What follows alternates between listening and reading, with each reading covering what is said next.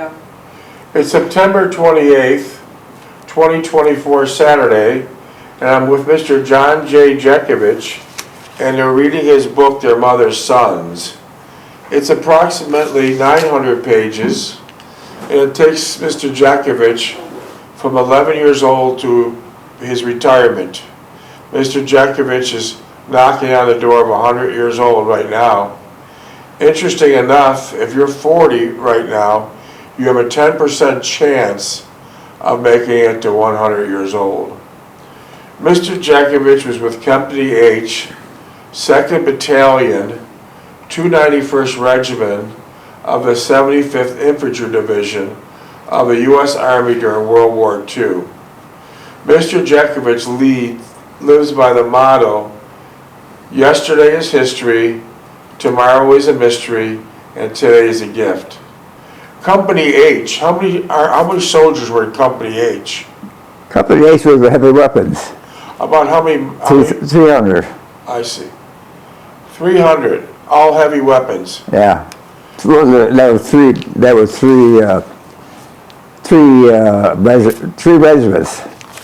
And they're mostly all young guys. All teenagers. Oh yeah, they're all teenagers, yeah. Except Goodnight, he was probably 5 years older, but when we were in combat, he peeled off. So he was able to leave and not get into, yeah. Captain Goodnight, he was a quarterback from Purdue. Oh yeah, okay, I remember you telling me about him. Yeah. That's interesting. I got a couple more text messages that came in, and it basically said, after the war you got married, right? Yeah. And how many years were you married for? I was married to, but Delphine passed away, 69 years. 69 years. And you met Delphine at the Delwood Ballroom in Main Street. Wow. That's amazing. That's really amazing. Another question that I have for you. Where could someone buy your book? What? Where could someone buy your book? The book isn't for sale. The book's not for sale, but one copy will be in the Museum of World War II in New Orleans. So this has nothing to do with selling books. It's about preserving history of World War II, especially the combat vets. As Mr. Jeckovich was a combat vet during World War II, he received a Purple Heart and 2 Bronze Stars. He was shot in his shoulder by a sniper and still has shrapnel in his leg.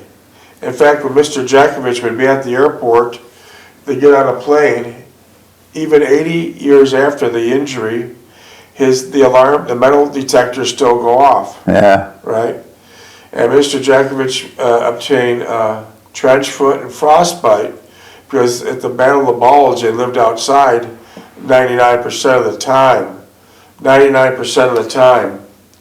And that's a very interesting fact that these young fellows lived outside, but you weren't able to dig foxholes or trench because the ground was so hard, frozen, right? No, we weren't advised to the foxholes because it was restrictive. We were too close to the enemy, and you're in a foxhole, then they start putting their stupid sleeping bag on, and they're all sucked up, and the guy's looking down at them, puts the glasses out, shoots them in the head. Oh, okay. So let me just try to understand that.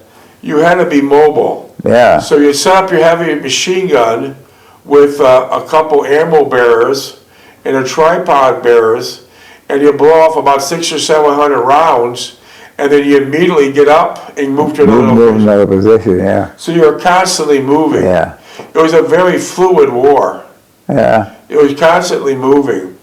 And do those heavy machine guns have to be cooled by water? There was antifreeze in them.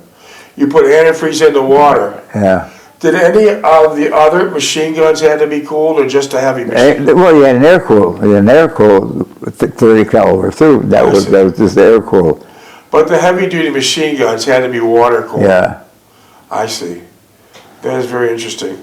Speaking about foxholes, you had a close encounter with a German soldier.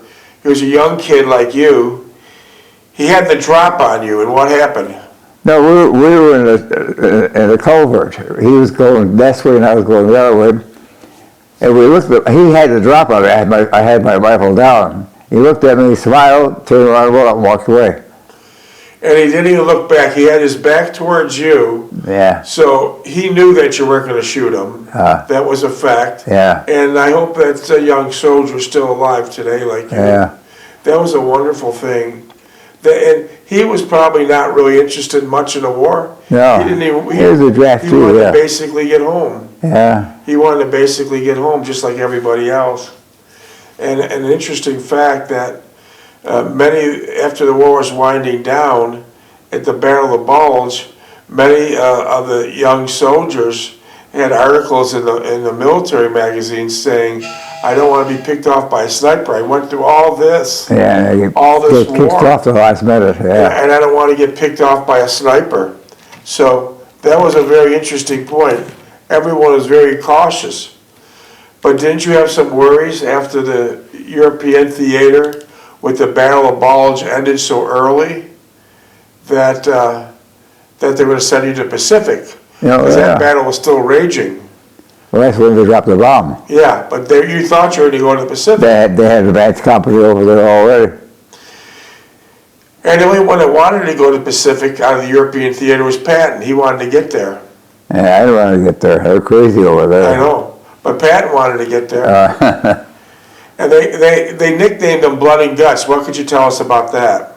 His blood got his guts in our blood. Yeah. A lot of people don't know that Patton was only in his 50s during World War II. He was also in World War I with Eisenhower. Eisenhower and Patton was good friends, even though Eisenhower was about 8 years younger than Patton. And most generals would have been taken out of active command duty because of all the unusual things Patton would do. Yeah. He was always breaking the rules. He was always breaking the rules, but Eisenhower knew he was getting results. He was getting results. So they left Patton doing the thing his own way. Yeah. And then when Patton died in an automobile accident in Germany, he was only in his late 50s. And he didn't want to go back to the United States to get buried. He wanted to simply get buried with his troops, and that's what he did. And about 22 minutes. About 8 years later, after Patton died, he's got a very simple cross stone in the American military. Cemetery, yeah. In France, yeah. Yeah, American military cemetery. And about 8 years after Patton died, Patton's wife Betsy, she died. And Patton's request was, when he was still alive, I want my wife to be buried with me in this military cemetery with my soldiers. And believe it or not, the Army would not allow a civilian to be buried in that military hospital. In the military cemetery. Yeah. You would think there would have been an exception made, because this guy did a lot. So they got around it, and I can tell you how they got around it. They fought for years to get the wife buried next to him in Europe. So this is how they got around it. The family got together, and Patton's wife was cremated, so they flew back to Europe with Patton's wife's ashes, and they poured it on top of Patton's grave. So that's how the family got around of Patton's wish. They poured it on top of Patton's grave. Otherwise, the military was not budging. Yeah. They were not budging. Yeah. Could you tell us about your encounter that you had with General Patton? Who? Could you tell us about your encounter that you had with General Patton?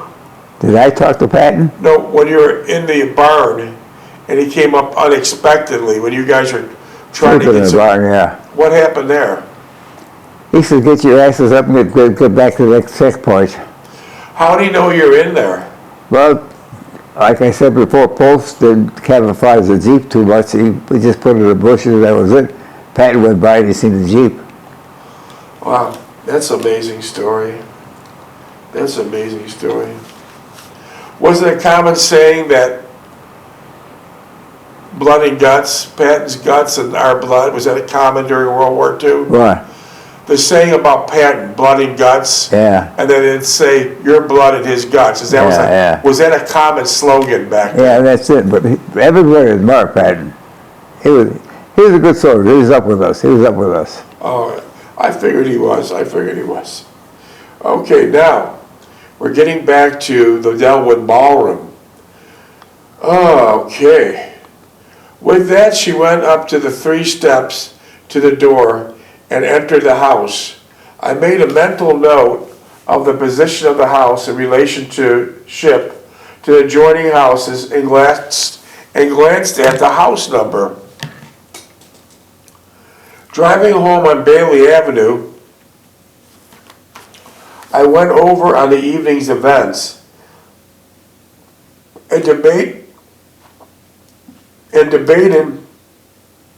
whether it was an eventful evening as I first supposed. I did not know. First, all that transpired between Delphine and me, there was an aura of doubt that persisted and seemed to increase the tempo as the evenings progressed. She seemed reluctant to further our acquaintance. Now, who are you talking about, Delphine? Yeah, at first she seemed reluctant, you say in your book, to further our acquaintance, and was hesitant and uneasy each time I suggested we made a future meetings. Then it suddenly struck me, she had a steady boyfriend, or possibly engaged, and did not want to further our relationship. It was a thought, and I must admit, it made me feel more uneasy and anxious. Let's see what happens here.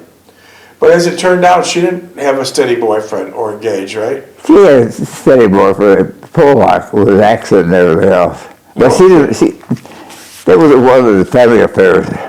I see. So did you meet him? I met him, yeah. Where did he work? Worked at some factory. Was he a nice guy? Well, normal kid, yeah. 18 years, 19 years old. Okay, Yeah. all right. And what was he, Polish? Polish, yeah. Okay. All right, so we got to the bottom of that. Then it struck me. She had a steady boyfriend, or is possibly engaged, and I did not want to further our relationship.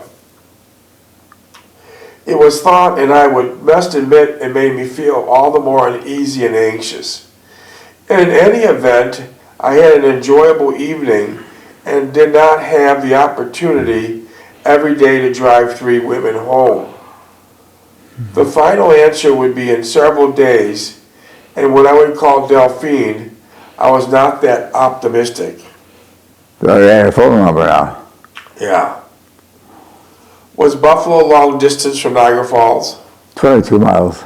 Was it long distance phone call though? Yeah. Yeah. I had to go down to the train station.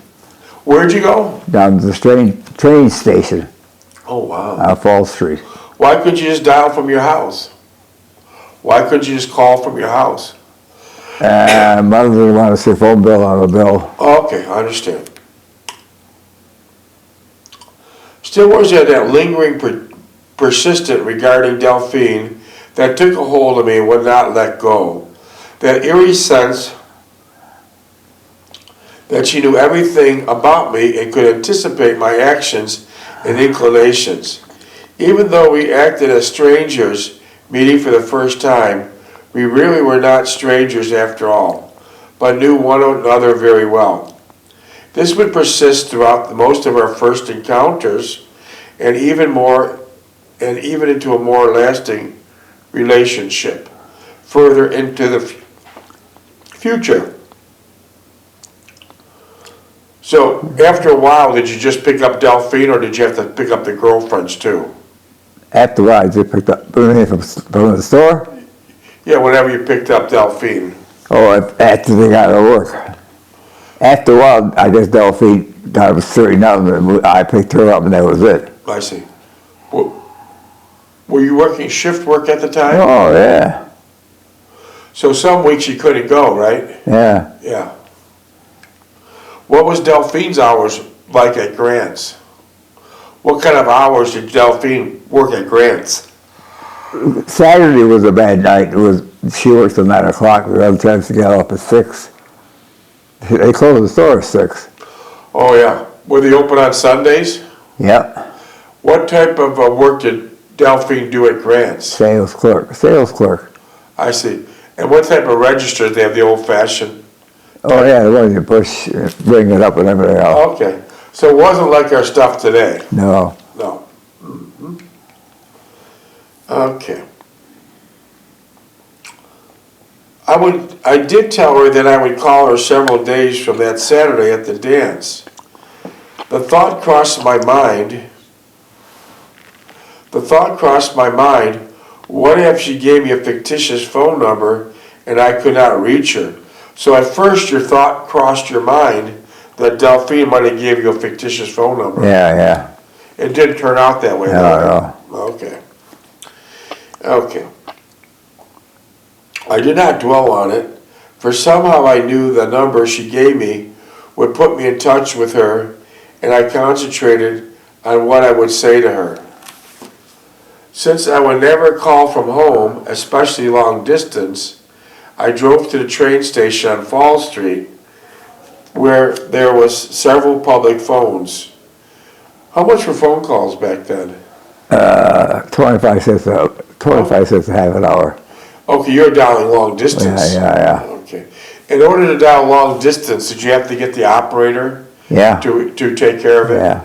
Because you couldn't dial direct, right? Yeah. Okay. That makes sense. Okay.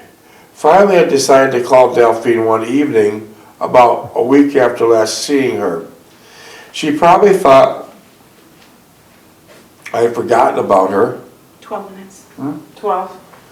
She probably thought I forgot about her, as I did not tell her that I would call several days from that Saturday at the dance.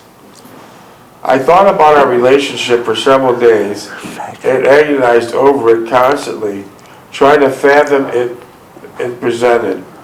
Finally, I decided to call Delphine, and one evening a week after last seeing her, she probably thought I'd forgotten about her, as I did tell her that I would call her. Since I would not call from home, especially long distance, I drove to the train station on Fall Street, where there were several public phones. Supplied with 8 to 10 quarters and several dimes, I reached the operator and gave her the out-of-town phone number. A younger female answered, and I asked if I might speak to Delphine. Who was the younger female that answered? Sister. Her sister. So Delphine had an older sister and a younger sister. Yeah. I understand. The old sister lived at home. She lived in Washington. Okay. Okay. I asked if I might speak to Delphine. There was a short silence, and the operator interrupted, advised me to insert in several more quarters for 3 more minutes. So, long distance was expensive back then. That was long distance. Yeah.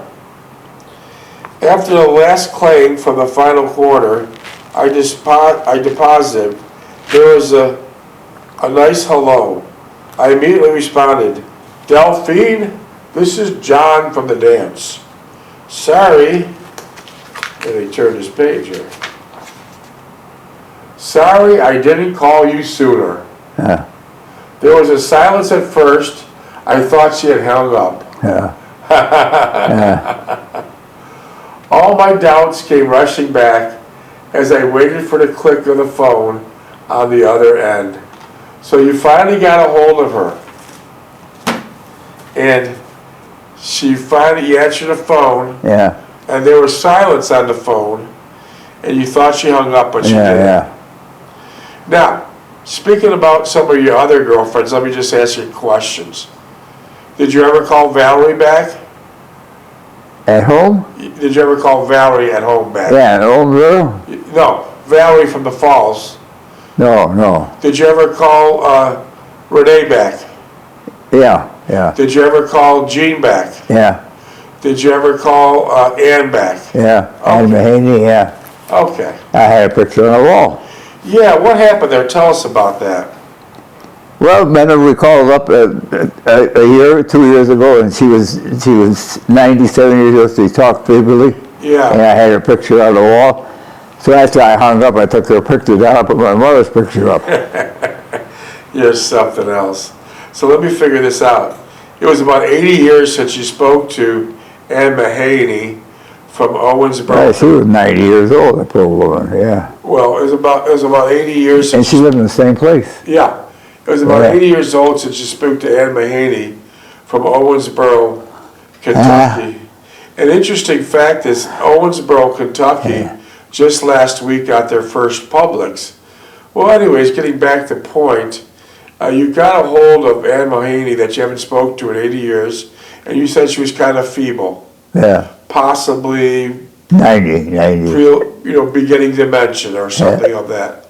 And so the conversation ended shortly, and then after you hung up the phone, what did you do? I took her picture down and put my mother up. Yeah, Ann Mahaney's picture was up in Mr. John Jeckovich's office for decades, and then once the conversation didn't go good 80 years later, he expeditiously removed the picture. Where did you put the picture? I left her up in the towel, put it in the drawer in the filing cabinet. Okay. I could never find it. It's there. And then after you took down Ann Mahaney's picture, whose picture did you put up? My mother's. Your mother's. You put up your mother's picture. That was correct. You put up your mother's picture. Yeah, that was an interesting story there. That was a very interesting story. So we got to that point, and let me see here. Let me see where we left off. Okay. Since I would never call from home, especially long distance, I immediately responded, Delphine, this is John from the dance. And this chapter 18 ends this way. I'm sorry I didn't call sooner. There was silence at the first. I thought she had hung up. All my doubts came rushing back as I waited for the click of the phone on the other end. Wow. That's the end of chapter 18. Yeah. And that all began at the Delwood Ballroom. And now let's move on over to chapter 19. How's that? All right. Chapter 19 is page 555. 7 minutes.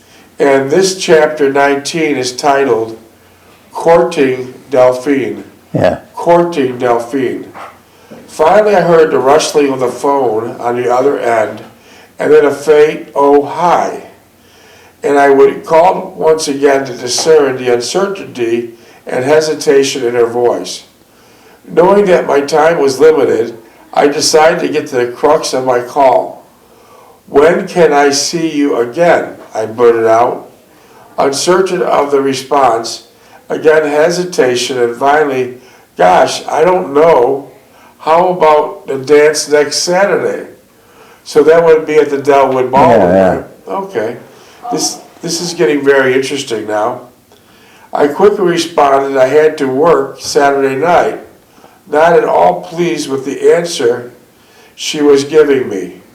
A bit peeved at the way the conversation was going, I ventured a suggestion. How about a day after tomorrow, Thursday? I asked, my voice betraying my feeling. Uncertainly, once again, I knew the operator would be interrupting at the moment for additional quarters. Yeah, but we all forgot about those payphones. Yeah. And how expensive they were. Yeah. And the operator would chime in and say, more quarters, you could hear all the money clicking and beeping. She'd interrupt right away. And she would cut you off instantly. Yeah. It's funny how long distance calls cost nothing today. Yeah. And 60 years ago they were very expensive. Yeah. In fact, most of those long distance calls were more they charge more per hour on long-distance calls in the 40s and 50s and 60s than the average wage earner made that per hour. Yeah. That's how expensive it was. So let's see where I'm at. Just then, the operator broke in again, and I hastily responded, "I'll see you Thursday night, bye." I could hear her say goodbye and repeat Thursday night. As I walked out of the station to the car, I was a little anxious. Would she keep the date on Thursday? Did she keep the date on Thursday? At the Delaware. Did she keep the date? Yeah. Okay, that's it. That's a good answer. Also, it takes some explaining to Mother and Sally about my plans for Thursday. I decided to tell them I was going to a retirement party for one of my co-workers and would be home about midnight. That sounded reasonable, and it was better than telling them point blank that I was going to see someone, a date in the other words. So you gotta tell your mother you're going to a retirement party. Yeah. Oh boy. Oh boy. I thought about our phone conversation, and it bothered me that I could not quite understand Delphine's demeanor or precisely her attitude. It was as she was already did not want to bother with me, and she was indecisive. It appeared that she was indifferent, and she did not care one way or the other. Is that how she was? In the beginning, she didn't care one way or the other? No, she tried to go along with this conversation, but she was frustrated. So basically, she was shy. Yeah. So what some person might have thought of being aloof, she was shy. Yeah. She was shy. Oh, okay. And then you went to the ballroom, Delwood Ballroom, for several months after that to dance? Yeah. Where did you finally go after that? Where did you finally go besides the Delwood Ballroom? Well, we went to a not a night club. We went to a restaurant off of Sheridan Drive. I see. Do you remember the name of that nightclub? Shining Armor or some stupid thing. Okay. And what kind of nightclub was it? It was a normal nightclub, clean. They had nice music, nice crowd. What kind of music did they have? They didn't have no jitterbug music. They had Glenn Miller, Tex Beneke. Boy, Glenn Miller was certainly popular back then. Yeah. Certainly popular back Yeah, then. String of Pearls, 2 minutes. Tuxedo Junction. Wow. Tuxedo Junction. I wonder who wrote that. Tuxedo. Tex 777-650, Yahoo. That was the name of the song? Yeah. Wow. Wow. Tex Beneke. At your hospital in Paris, when you're recovering from your wounds, did you have a radio in your room? No. No? Radio? Yeah. No. I was looking at a piss pot in the room. You always got to get down to basics, huh? Yeah. Huh? You always got to tell a funny joke. You have a funny joke. So then how many months or years did you date Delphine for? How many what? How many months did you date Delphine for? I would say 6 months. Because right here it says, courting Delphine. Yeah. During those 6 months, did you bring her home To meet. No. to meet Mom? No. During those 6 months, did you meet her My mother? mother was saying adverse things about her then. I said, no, I better keep her away from her. You're so funny. Did you meet her parents? Oh, yeah, I met her parents. Yeah, the guy was nice. The mother was nice. So that was a good sign. Yeah. Oh, you don't like my supper? Why, you didn't like their supper? Delphine's mother, yeah. Hey, all that Pollock stuff. Like what? Goulash, pigs the blanket, and all that nonsense. Okay. 30 seconds. We didn't eat that at home. What'd you eat at home? Huh? What'd you eat at Well, home? we ate American. I think we talked American, we ate American. Wow. 10 seconds. Wow. But your mother was a good cook. My mother was a good cook, yeah. You must miss her cooking. Yeah. Very good cook. Very good. Never